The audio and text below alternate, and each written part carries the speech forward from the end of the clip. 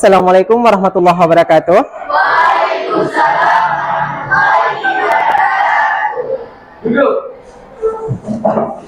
Oke, sebelum kita mulai, ketua kelas silahkan pimpin doa dulu. Baik, sebelum kita mulai pembelajaran pada hari ini, doa dimulai.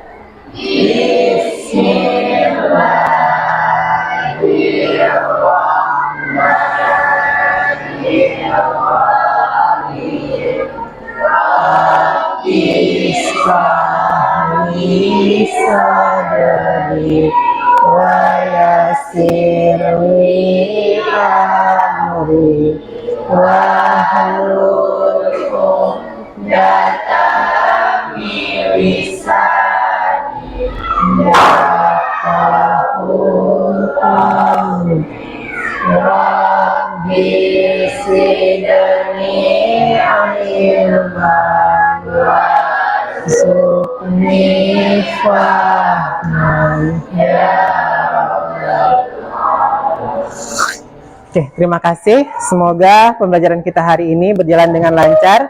Oke, hadir semua hari ini? Oke, sebelum kita mulai, minggu lalu kita sudah bahas tentang apa? Oke, Sumpah Pemuda. Ada yang masih ingat apa itu Sumpah Pemuda?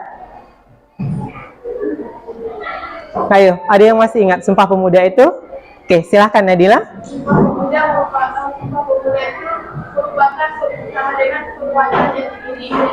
Oke, kapan dilaksanakan Sumpah Pemuda? 28 Oktober 1928. Oke, nah hari ini kita akan bahas tentang penguatan jati diri Indonesia atau materi selanjutnya setelah Sumpah Pemuda. Nah, tujuan pembelajaran yang ingin kita capai pada hari ini adalah pertama, menganalisis perkembangan organisasi perempuan, kemudian organisasi pemuda, kemudian menganalisis makna strategis peran Foxtrot, dan kalian bisa menghasilkannya atau melaporkan dalam bentuk tulisan. Oke, sebelum kita lanjut, apa itu penguatan jati diri Indonesia kira-kira? Ada yang bisa jawab? Oke. Rasa cinta pada tanah air. Oke, tepuk tangan dulu untuk Syifa. Yang lain ada? Oke, silahkan Nadila. Ini bangsa Indonesia adalah identitas suatu bangsa yang mempunyai sangat bersinambungan, yang memicu semangat kesinambungan hidup bangsa yang bersangkutan. Jati diri keindonesiaan merupakan hal yang penting bagi suatu bangsa, sebab jati diri akan menunjukkan ciri khas dari bangsa dengan bangsa yang lain. Oke, give applause dulu untuk Nadila.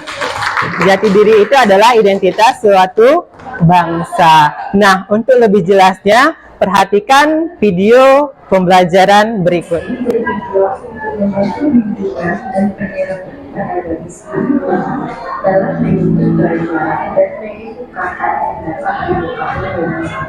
Selanjutnya, muncul berbagai organisasi perempuan di berbagai daerah, seperti organisasi di taman siswa. Selanjutnya, diadakan Kongres Pemuda II dan kemudian melahirkan Sumpah Pemuda.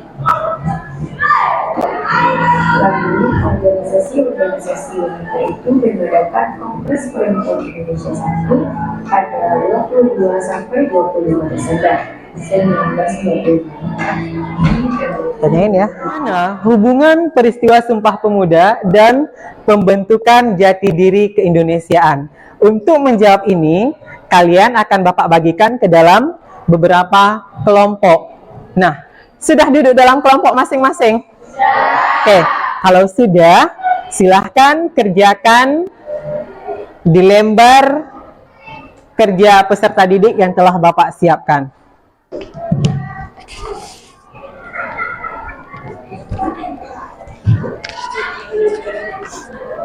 Oke, silahkan dikerjakan.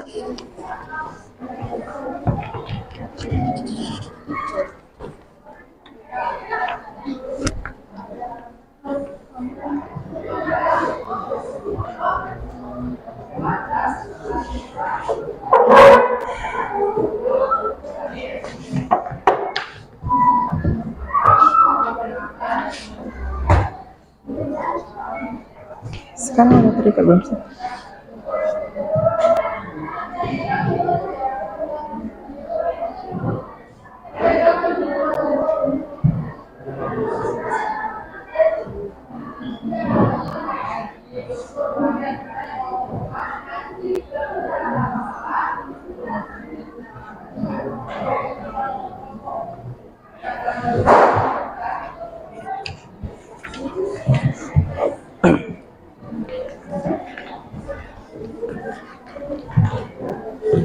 Empat, gimana?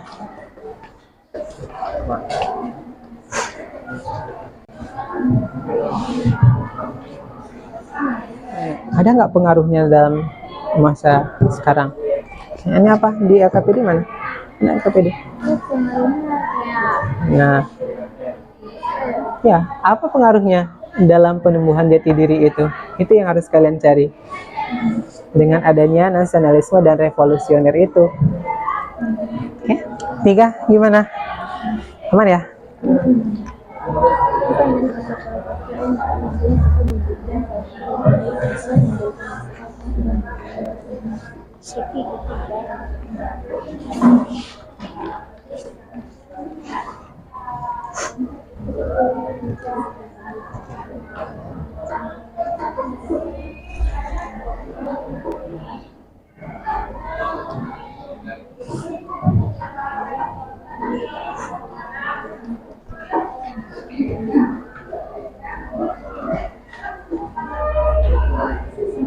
Lima gimana?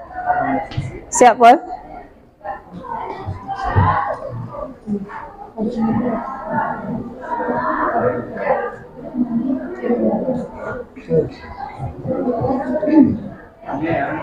Ya, silahkan cari dari referensi. Menghadiri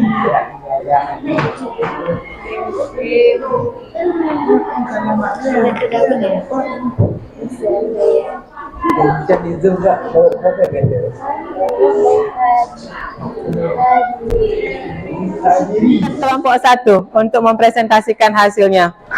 22 sampai 25 Desember 1928 bertempat di Gedung Dalam Jayapura, Yogyakarta. Kongres Perempuan pertama diadakan. Peran politik untuk kesejahteraan dan kejayaan. Kerja kelompok kami, yaitu menganalisis perkembangan organisasi kaum muda pasca peristiwa Sumpah Pemuda. Setelah peristiwa Sumpah Pemuda, organisasi pemuda kerap memegang peran penting dalam sejarah Indonesia. Salah satunya pemuda yang berpolitik, yang mana pada tahun 1931 secara resmi telah berdiri organisasi pemuda asosiasi yang bernama Indonesia Muda. Siapa yang membawa politik di Indonesia dan pada tahun ini berapa? Ya. Dalam kegiatan kepanduan adalah mendidik anggotanya supaya menjadi orang yang berjiwa kesatria gagah, berani dan suka menolong sesama makhluk.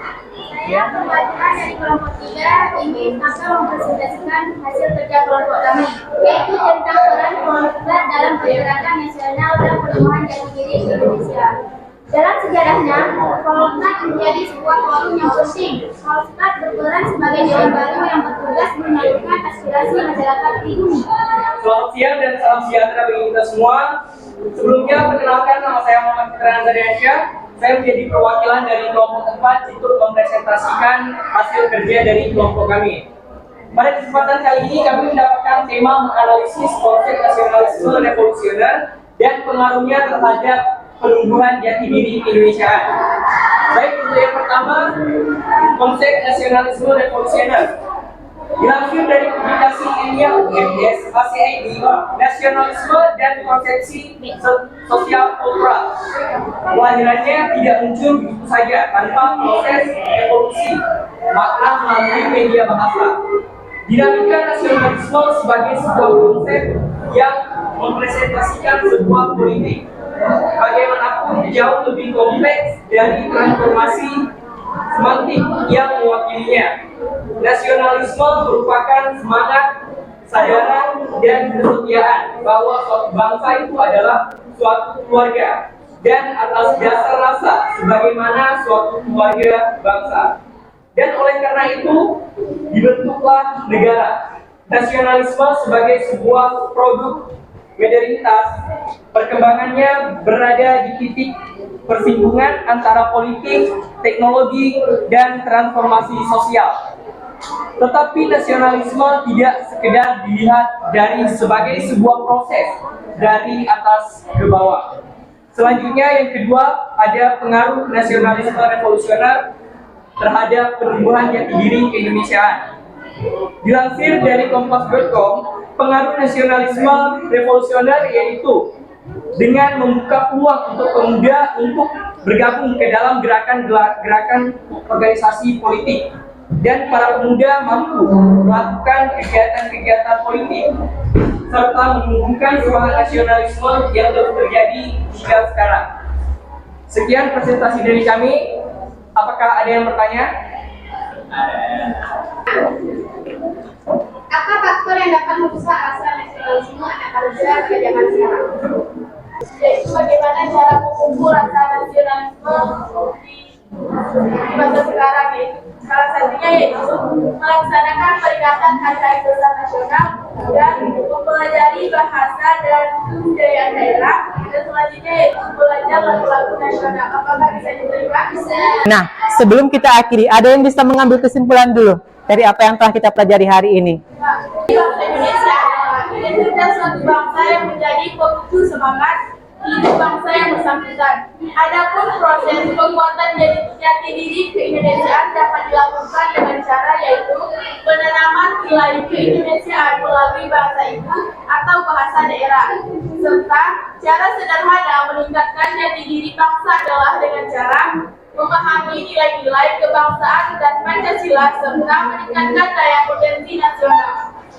Bahasa ibu kemudian menjalankan nilai-nilai Pancasila dalam kehidupan kita sehari-hari. Supaya apa? Supaya rasa nasionalisme itu terus tumbuh di tengah perkembangan masyarakat global yang dapat mengikis rasa nasionalisme kita. Oke? Nah, selanjutnya kita masuk ke evaluasi. Silahkan jawab pertanyaan berikutnya. Ya.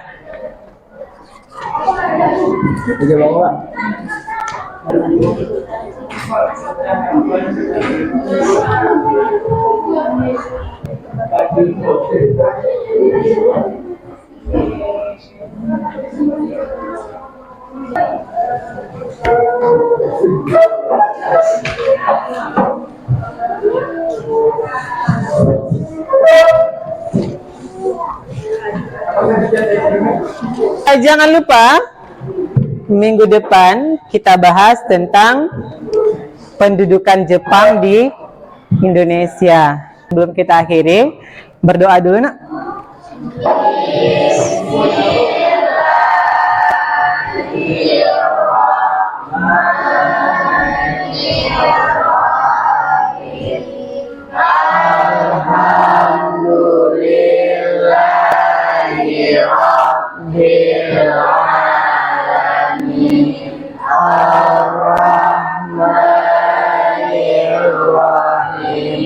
Maliki yaumiddin, iyyaka na'budu wa iyyaka nasta'in, ihdinas siratal mustaqim, siratal ladzina an'amta 'alaihim ghairil maghdubi 'alaihim waladdallin. Oke, terima kasih untuk akhir hari ini ya Pak. Akhirnya assalamualaikum warahmatullahi wabarakatuh. Waalaikumsalam.